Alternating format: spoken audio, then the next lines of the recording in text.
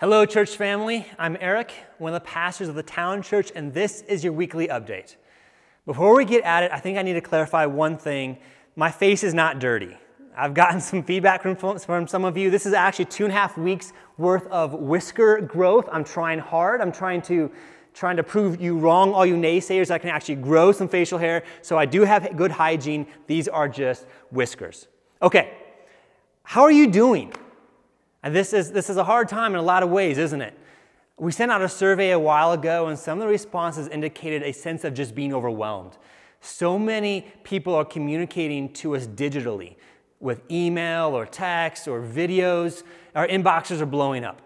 And so we as a church want to try to do our part to protect our inboxes a little bit so it doesn't just become white noise. We're going to do two things that hopefully are helpful. One, as far as church-wide communication goes, we're going to try to limit to 3 times a week.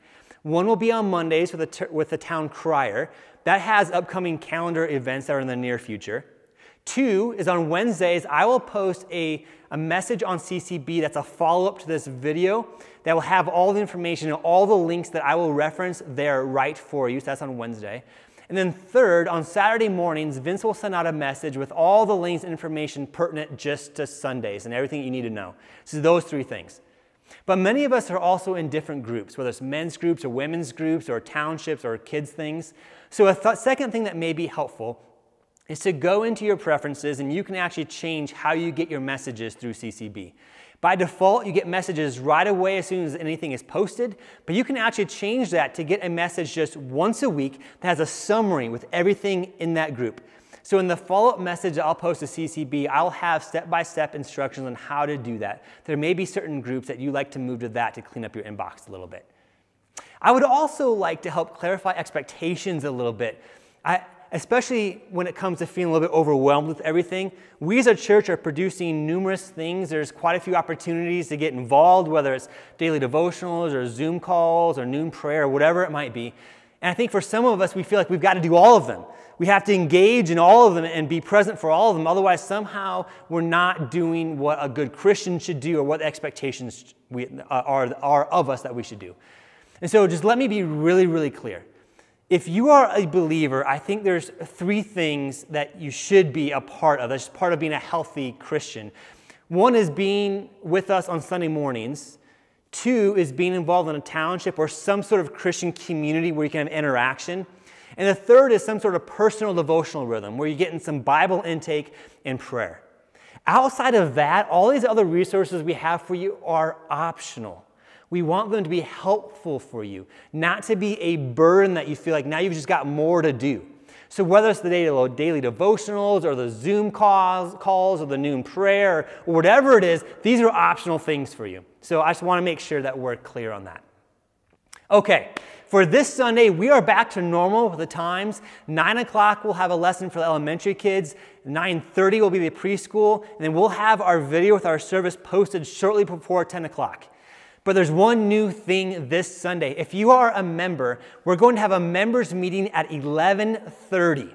Last week I said 12:30, but since our service is done sooner than when it usually is, we're actually going to start that at 11:30 on Zoom, our first ever virtual members meeting.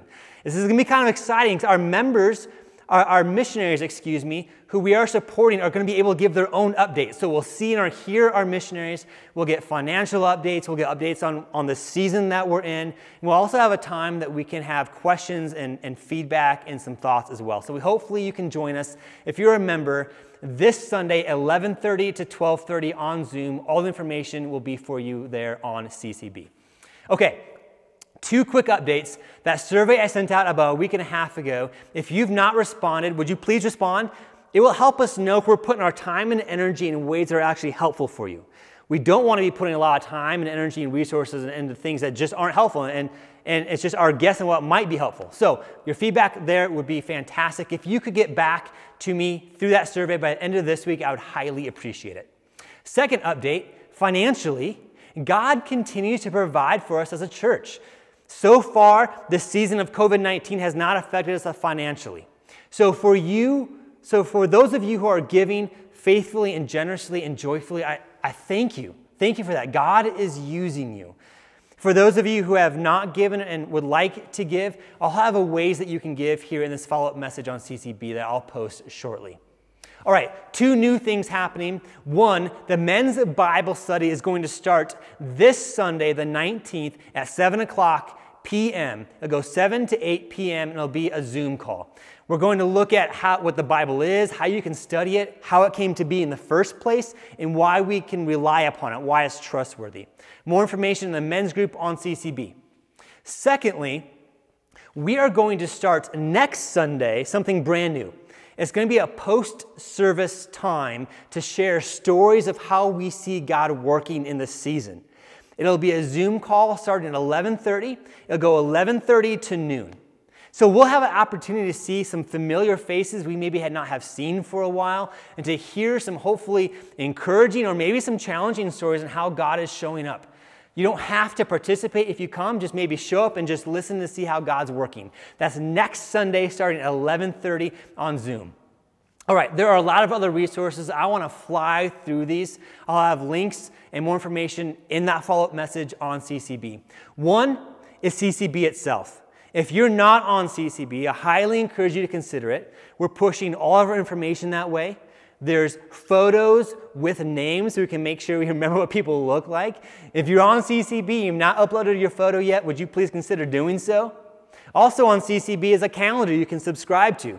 A calendar with all the upcoming events as well as with all the pertinent links. The best way to sign up for CCB is to go to our website, thetownchurch.org/COVID-19, and you'll see the link there. Secondly, we have lots of standing Zoom meetings, these face-to-face video calls together. One is a connect with a pastor. If you'd like to talk with a pastor one-on-one and process a bit more what's happening, that's one way that you can connect. Another is Marriage Mondays. If you'd like to talk to Kirsten and Vince about your marriage, some of the stresses perhaps that you are experiencing, they'd be happy to do that on Monday nights. Third, noon prayer. Fourth, we have a connection time for elementary kids. Every Wednesday at 3 p.m. This week, we're going to have a pet parade. So that's another way to connect. We also have the trail. It's our ministry to middle school and high school students. Started last week. That's going to be continuing. More information on the CCB post I will post shortly. We also have our YouTube channel where you're viewing this. You can actually subscribe to this channel, and then you'll get notifications when new content is uploaded, whether it's these updates or the daily devotionals or our content for Sundays. And then lastly, we have a women's book study that's happening next Friday, April 24th, again on the Zoom platform. So we have lots of books left over. If you haven't gotten one yet, we'd be happy to deliver one to you, help us get it out of our houses. We'll make sure that we're safe and we're healthy in that. Just let us know. The best way is probably to email Liz, Liz, at thetownchurch.org, or go into the women's group on CCB. Okay, that's a lot of information. What I'd like to do is leave you with a little bit of encouragement. This morning I was reading Psalm 52. This psalm was written by David, and the context is David running from King Saul because King Saul wants to kill him. So David's running for his life. And he hides out in one particular location. But the problem is that somebody betrays David and actually tells Saul where David is hiding so Saul can come and get him. And so Psalm 52 is a result of that. So David talks about the deceitfulness of the tongue and betrayal and how he's been hurt and calling out for God for justice. And then at the end of this psalm, David says this. He says, I am like a green olive tree planted in the house of God. I will trust in the steadfast love of God. With all the changes happening in David's life, with somebody actually chasing him to kill him, with all of the uncertainty, this is what David says, I trust in the steadfast love of God. The steadfast love of God that's celebrated throughout the entire Bible, that doesn't change. That's why it's trustworthy. How appropriate is that for us now with all the uncertainty, all the emotions we're feeling, all the things that we're figuratively or literally running from, we can still trust in the steadfast love of God. It's a beautiful truth we can rest in. My friends, if you have any questions and need more information about anything, feel free to email me, Eric, E-R-I-C, at thetownchurch.org. That is your weekly update. Hope you have a great week.